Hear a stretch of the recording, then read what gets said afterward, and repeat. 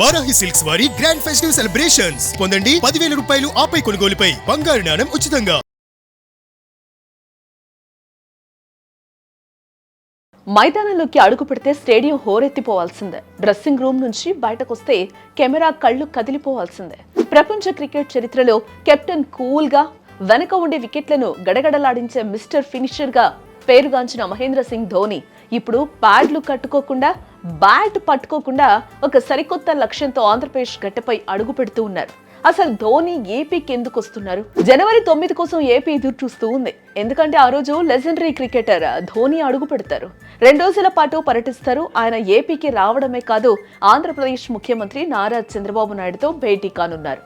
రాజకీయ చాణక్యుడిగా పేరున్న చంద్రబాబు, క్రికెట్ వ్యూహకర్తగా పేరొందిన ధోని భేటీ కానున్నారనే వార్తలు ఇప్పుడు ఆసక్తిని రేపుతూ ఉన్నాయి.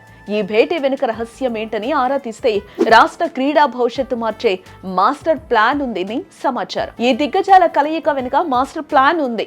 అమరావతిలో అంతర్జాతీయ క్రికెట్ స్టేడియం నిర్మాణానికి కూటమి ప్రభుత్వం ప్రతిపాదనలు చేస్తోంది. అదే సమయంలో ప్రముఖ క్రీడాకారులను బ్రాండ్ అంబాసిడర్లుగా నియమించుకోవాలని గతంలో నిర్ణయించింది. ఈ నేపథ్యంలో సీఎంతో ధోని భేటీ కానుండడం ప్రాధాన్యత పెంచుతోందని అంటూ ఉన్నారు. ఏపీ రాజధాని అమరావతిని అన్ని విధాలుగా అభివృద్ధి చేయాలని ముఖ్యమంత్రి చంద్రబాబు భావిస్తున్నారు. గతంలో నవనగరాలను ప్రతిపాదించిన చంద్రబాబు ప్రస్తుతం 4.0 పాలనలో కొత్తగా మరికొంత భూమి సమీకరించి అంతర్జాతీయ స్థాయిలో స్పోర్ట్స్ విలేజ్ నిర్మించాలని ఆలోచన చేస్తూ ఉన్నారు. ఇందులో భాగంగా అతిపెద్ద స్టేడియంతో పాటు క్రికెట్ అకాడమీని ఏర్పాటు చేయాలని ప్రతిపాదనలు ఉన్నాయని అంటున్నారు. 2 రోజుల రాష్ట్ర పర్యటనకు వస్తున్న మాజీ కెప్టెన్ ధోని కూడా కొత్తగా క్రికెట్ అకాడమీ ప్రారంభించారని ఆలోచనతో ఉన్నట్లు చెప్తూ ఉన్నారు. సీఎం చంద్రబాబుతో భేటీ సందర్భంగా అమరావతిలో క్రికెట్ అకాడమీ ఏర్పాటుకు సహకరించాల్సిందిగా ధోనిని కోరే అవకాశాలున్నాయని ప్రచారం జరుగుతోంది. ఇదే సమయంలో రాష్ట్రానికి బ్రాండ్ అంబాసిడర్ గా ఉండాలని ధోనిని చంద్రబాబు కోరనున్నారనే ప్రచారం కూడా జరుగుతూ ఉంది. ఇప్పుడు ఏపీ క్రీడా రంగంలో కూడా ఆయన అడుగు పెట్టడం అంతకంటే వేగంగా ఫలితాలనిస్తుందని క్రీడా అభిమానులు ఆశిస్తూ ఉన్నారు.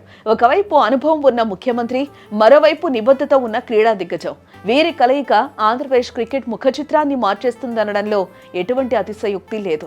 మరి 9వ తేదీన జరగబోయే ఆ చారిత్రాత్మక భేటీలో ఎలాంటి ప్రకటన వస్తుందో అని యావత్ రాష్ట్రం ఉత్కంఠగా ఎదురు చూస్తూ ఉంది.